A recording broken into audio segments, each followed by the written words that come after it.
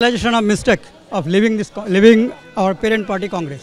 জল আসে না কলে ঝরঝরিয়ে হরদম জল কেএসবি পাম্প হলে বিদ্যুৎ সাশ্রয়কারী জার্মান টেকনোলজিতে তৈরি কেএসবি পাম্প। জলের প্রবলেম সেটা আবার কি? কদিন ধরেই জল্পনা চলছিল, অবশেষে বুধবার কংগ্রেসে ঘরওয়াপসি হলো প্রাক্তন রাষ্ট্রপতি প্রণব মুখোপাধ্যায়ের ছেলে অভিজিৎ মুখোপাধ্যায়ের। তৃণমূলে মোহভঙ্গ হওয়ার পর ফিরলেন নিজের পুরনো দলে। আমাদের প্রেসিডেন্ট খার্গে সাহেব গত জুন মাস ওনার সঙ্গে দেখা করে আমি ইচ্ছা প্রকাশ করেছিলাম। অনেক দিন ধরেই আমরা কথাবার্তা চলছিল। খুব খুশি এবং কৃতজ্ঞ যে আমাকে পুনরায় কংগ্রেস পার্টিতে যোগদান করার সুযোগ দিয়েছেন। রাষ্ট্রায়ত্ত ব্যাংকের উচ্চ পদের চাকরি ছেড়ে রাজনীতিতে প্রবেশ করেন অভিজিৎ মুখোপাধ্যায়। 2012 সালে বাবার ছেড়ে যাওয়া জঙ্গিপুর আসন থেকে কংগ্রেসের টিকিটে উপনির্বাচনে জিতে সাংসদ হন তিনি। 2014 সালেও ফের ওই একই আসন থেকে জয়ী হন, কিন্তু 2019 সালের লোকসভা নির্বাচনে তৃণমূলের খলিলুর রহমানের কাছে হেরে যান। এরপরই কংগ্রেসের সঙ্গে তার দূরত্ব বাড়তে থাকে। এরপর 2021 সালে মমতা বন্দ্যোপাধ্যায় তৃতীয়বারের জন্য মুখ্যমন্ত্রী হওয়ার পর 5ই জুলাই তৃণমূলে যোগ দেন প্রণব পুত্র। তৃণমূলে যোগ দিলেও গত 3 বছরের শাসক দলে তাকে খুব একটা সক্রিয় হতে দেখা যায়নি। গত বছরও তার কংগ্রেসে প্রত্যাবর্তনের জল্পনা শুরু হয়েছিল।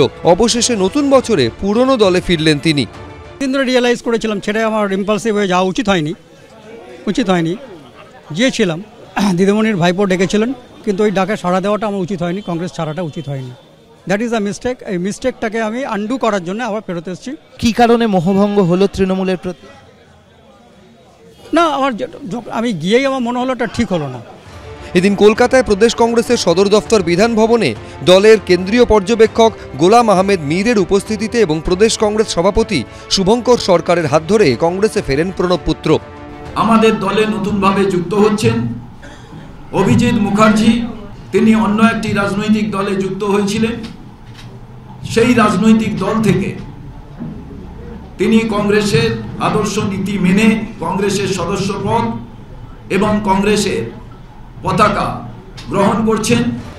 সামনের বছর রাজ্য বিধানসভার হাই ভোল্টেজ নির্বাচন, সেখানে কি কংগ্রেসের হয়ে নির্বাচনী লড়াইয়ে নামবেন প্রণব পুত্র? অর্ণব মুখোপাধ্যায়, এবিপি আনন্দ, কলকাতা।